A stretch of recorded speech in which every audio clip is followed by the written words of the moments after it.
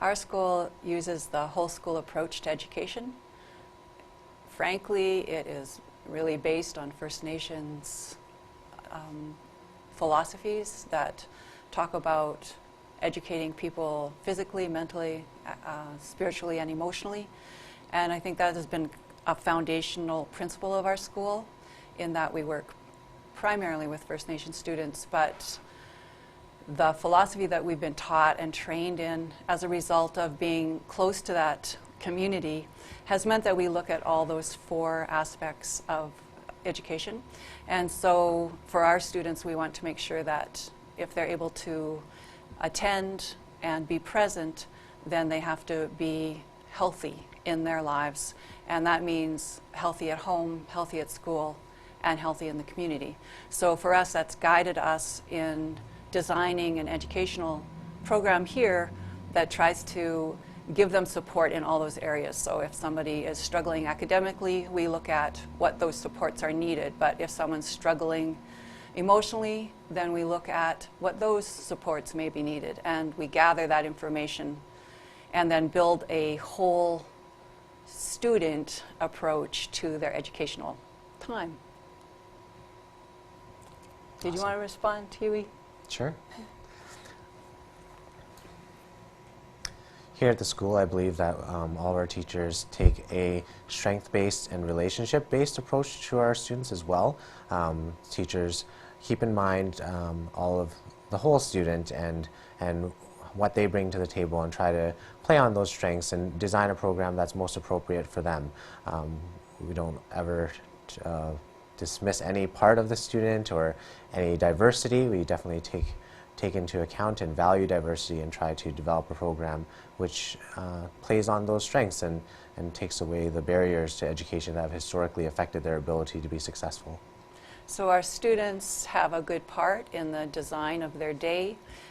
When they first come, there's a very intensive conversation that gives us information about the situations they're coming from, what they're hoping to do, the kinds of things they're dealing with or have dealt with. And from that information, then we build from the student outward to design a program that includes all of the supports that might be needed. So that person might be then forwarded to our assessment psychologist, in which case she would have a chance to meet with the student, and then her information would inform the rest of our program plan that we do with the student. And then with the student, they also get to design their timetable, and as Huiy said, usually based on classes that they want to take, that they feel are necessary to take, and occasionally you can convince them to take a class that's difficult for them on a short-term basis. One thing that we do at our school that I think perhaps is something to think about that is evidence-based. It's evidence-based because it's information drawn from our own student population, is that a shorter period of time for them works a little bit better. So I think traditionally high schools are built on a longer period of time in each class. For our students, we've found that the optimum time that they can pay attention and remain focused is 1 hour. So we do 1 hour classes. So you can usually talk with a student about spending 1 hour a day in a subject that maybe they find more challenging.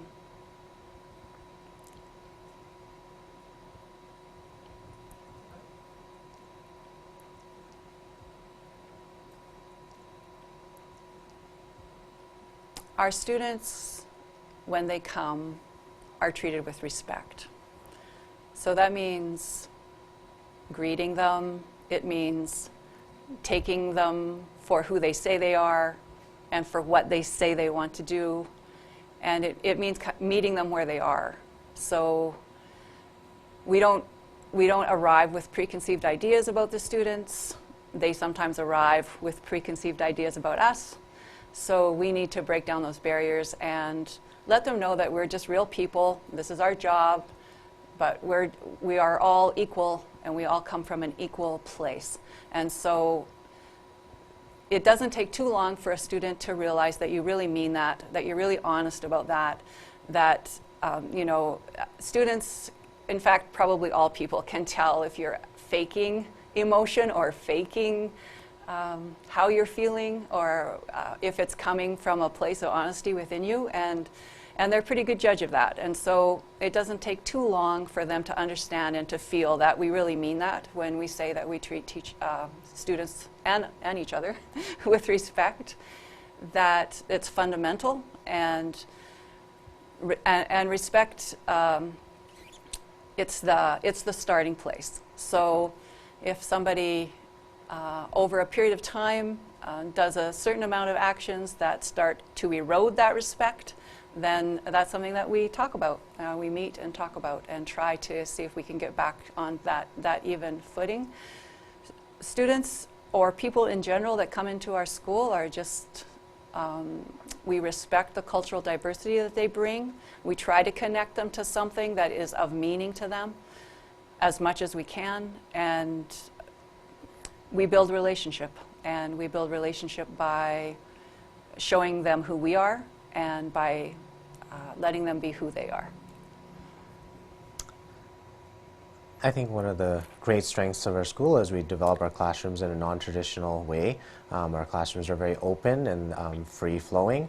It provides a sense of community and provides a sense of comfort and safety for our students. They don't have the same kind of boundaries or physical boundaries that might exist in some other classrooms, and because we use first names and we're on a first name basis, it's very easy to be personable with our students, and our students get a real sense of who each individual is. And so with that, we find that our students are often very respectful, and teachers can be very respectful to the students in that way, and that mutual respect allows a foundation which education can grow from. And yeah, I think it's really valuable.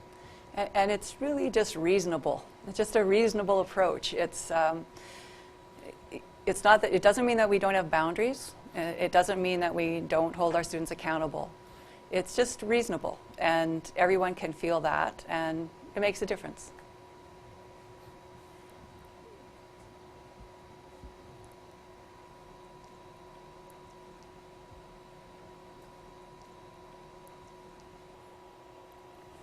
One of the things that we do to encourage social and emotional development with our students is the way that we handle conflict resolution. So, you know, oftentimes a student might come to the school from a situation that has made them angry, upset, in any kind of emotional state that is troubling for them.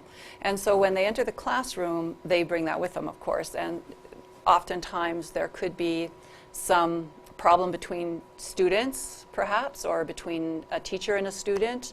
And so in order to figure that out, we have a mediation process, which is just simply sitting with the person and having a conversation about what happened, why it happened, how you were feeling when it happened. It's just a way to bring it down to letting people know that, again, that we're just all people, and we get hurt the same ways, and we feel about things the same way often, and that there's a way forward and there's a way through it. And what that does for a teacher sometimes is gives them a chance to explain their behavior, or explain to the student how that might have affected them, and it gives the student a chance to see that, oh, my words do matter, my words can hurt as well, and it's almost, I'd say 99% of the time, a positive resolution to the situation, and everybody grows from it. The teacher grows, the student grows, the person who's conducting the mediation grows. So I think that's a really positive social and emotional development piece that we do here. And then, of course, we do lots of other things like boys and girls sharing circles. We do a student wellness conference. We do seminars in our classrooms that end up being conversations about issues. Because our program is individually based, we don't have the same kind of classroom opportunities that sometimes other teachers have to grow community in the classroom. So we have to try to grow it in other ways. I think one of the things that we do really well is take away all the labels and take away all the preconceived notions of who an individual is, and we address a person as a person themselves. It doesn't mean that we dismiss diagnoses, it doesn't mean that we dismiss those diverse aspects of a student. We embrace them and we value them, and we might find different ways to problem solve, or we might find different approaches to working with students, but you know, encouraging that in the students and the teachers themselves really helps promote social and emotional, I guess, intelligence by taking a look at how we can best work with each other and dismiss all those things that are typically barriers in other communities or in other settings, things that might impact relationships on a day-to-day basis. We try to start fresh every day and try to take away those things that generally might affect someone's idea of how someone might behave or how they expect someone to behave, and we can have conversations around what's appropriate and how certain conversations can impact other people. Yeah, I think that one really good aspect of that is that you can always start over. So it's never like you've blown it and now it's over. There's always that opportunity to come back and meet about it again and talk about it again and figure it out again and say, okay, so that didn't work. What might work next time, you know? So I think that opportunity to keep coming back and keep revisiting situations and, you know, just that also that we have constant intake in our school. If a student has to leave for some reason, they can come back again and again and again as many times as they need to until they start having successful school experience.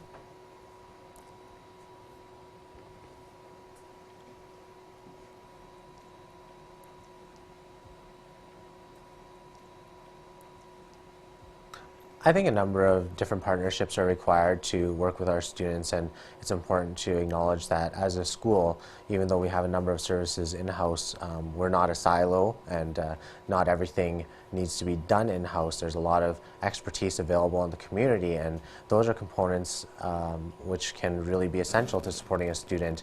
And we recognize that students may come to the school not always school ready, and there's a number of other factors that might affect their ability to become successful. For example, access to housing, access to food, access to legal supports, and there's a lot of agencies available out there that can provide these things, as well as after-school care or after-school programming, and that's very important for us to start to build bridges between organizations and reach out to different areas of expertise so that other needs that our students have can be met. And often there's different professionals or different people in the community that might be able to provide those services better than we can, and we ensure that we integrate them into a student's plan and ensure that we reach out and get assistance for ourselves when we need it, so that we can provide the best possible information and services to our students.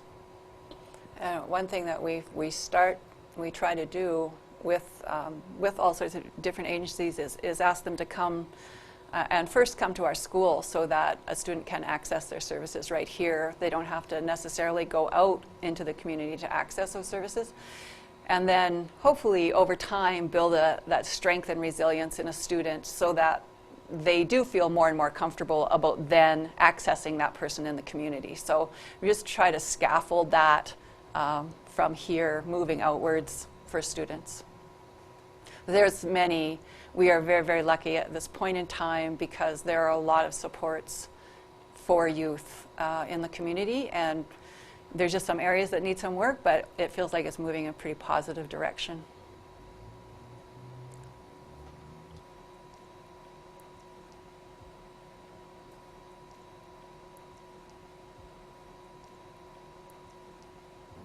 Well, I'll let Huiy talk about our major data collection piece, but the piece that we've used for quite a long time is gathering data through our support services in how to set up a really good program for students. And then to track that program, I'll let Huiy talk about that. In our school, we worked to develop the database which collects a great deal of behavioral data, as well as mood data, as well as what kind of services our students are accessing, and what kind of interactions that our staff and students are having between each other, so that we can take a look at how we're addressing student issues or how we're addressing student needs, their concerns, what kind of issues are coming up to affect their ability to become successful in the classroom, what we like to do then is reflect on that data and have conversations, meaningful conversations with staff and students about what we're seeing, what's happening, and how we can better deliver our programming in some instances, or how we can mitigate conflict, or what we can do to employ the information that we have in a way that's meaningful for the student. Sometimes we might take a look at the number of services that our students are using and compare that to their attendance data and reflect on how it might be improving, how something like yoga or meditation might be improving their mental health, or how that might be improving their attendance. Maybe there's a pattern of behavior. We can also take a look at different kinds of behaviors in the classroom and identify things that might be affecting their day, some things that might trigger anxiety, or things like that. And by coming together with a team approach, we can start to develop school-wide plans for students. We can develop different strategies. We can develop different goals for students where they can work towards improving their attendance or improving their academic performance, improving their interactions, increasing their positive interactions with peers, with staff. Yeah, all those things come from collecting data and then finding a way to process it, make it meaningful, and utilize it in the school rather than collect data for the sake of collecting data.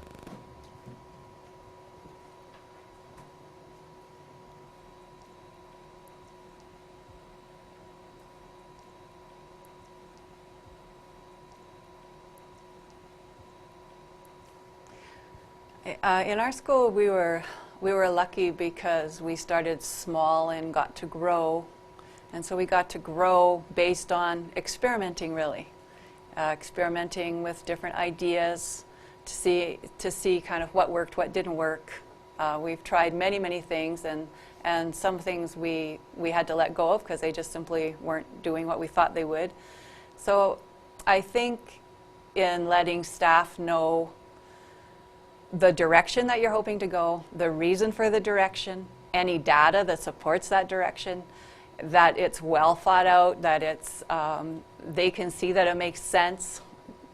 All that I think is really helpful to go to your staff with a plan, that it's a plan that most people could look at and say, yeah, that I think that's a pretty good plan. And then allowing different staff to take leadership positions within that initiative. So some people might be good at certain things just innately, and so involving those people in those areas that they excel at so that they can see that they're an integral part of that plan as you're growing it from small to larger. I think that it's okay to fail. It's okay to try something and not have it work. And I think staff need to see that you're okay with that too as a leader, that you've made errors and that you can look at them and laugh about them and talk about them and let people know, yeah, we're trying to move together as a team.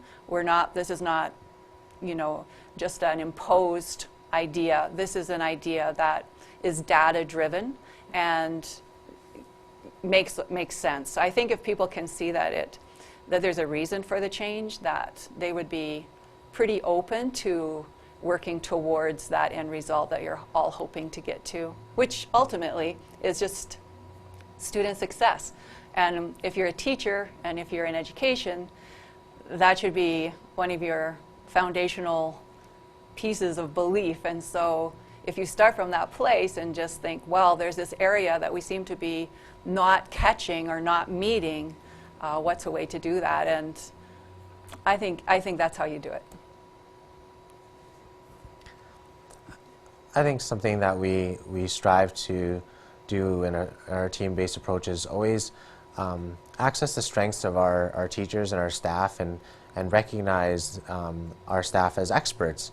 All of our staff are highly skilled and well informed about our students' needs and the benefits of any change are always focused on students and how that is going to improve student achievement or make them more successful. And when you include teachers in the conversation and you play to their strengths, it's easier to make a change when you can come to that agreement that that's what's best for the students. And yeah, like Mavis said, it's not always successful, and to be prepared to be successful as a team or make a choice as a team, it's easier that way.